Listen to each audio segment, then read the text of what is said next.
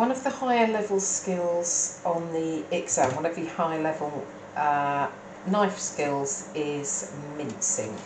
So I'm going to show you how you can mince your own meat. I have a piece of stewing steak here and I'm just going to cut the fat around the outside because I don't want the fat, and this piece here, which looks a bit silvery, I know will actually cook and be tough. It's not going to dissolve in the meat and I'm not going to be able to mince that, so I'm just going to take that bit off as well. I don't want to mince that up, and I'm just removing some of the fat from the outside. This piece of meat is frozen because in lots of ways it's much easier to mince meat which is not completely soft and defrosted, because the freezing actually makes the meat more solid and it makes it much easier for you. So the first thing that you need to do is work out which way the grain is going. It's not too bad on this one, but I'm just going to cut this meat into thin slices on my board. So because I want this to be mince, which means it's got to be small pieces, you need to go right across, making nice thin slices to start with. So I'm going to go all the way through this piece of meat, and you can see that I'm keeping the slices just a couple of millimetres thick. I don't want to touch them, so literally a couple of millimetres thick, and that's all they need to be. So the first thing is just to cut your meat into slices. And I forgot to say, when you're cutting your meat up, don't worry about these tiny little bits of fat that are going through it. So don't worry about the small bits of fat that you can see.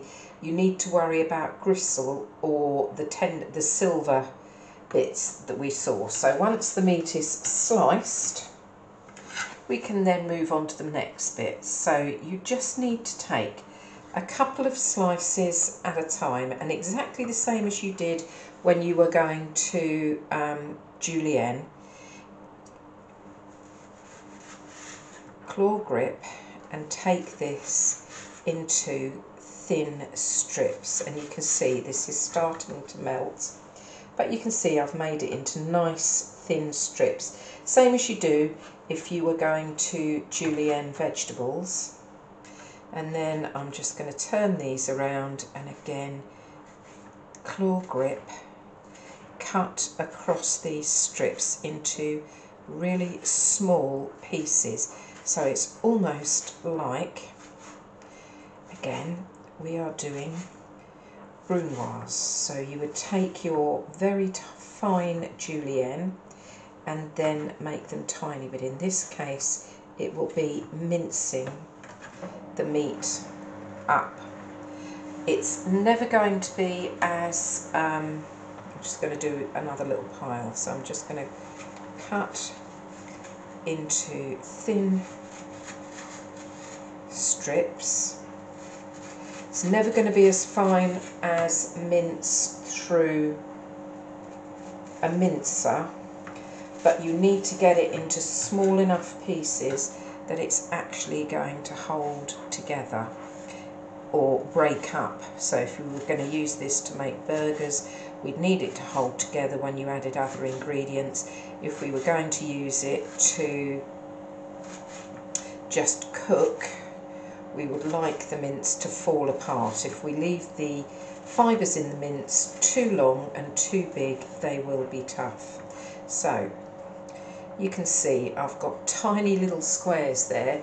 If you want to, once you've finished with this, if you have a big enough knife, you can just put the tip of your knife down on the board and just go through again, just making it smaller, just chop through, making it smaller and smaller again to make sure that all of your meat is in nice small pieces, and that is how you would mince up your meat to get your higher level knife skills in the exam.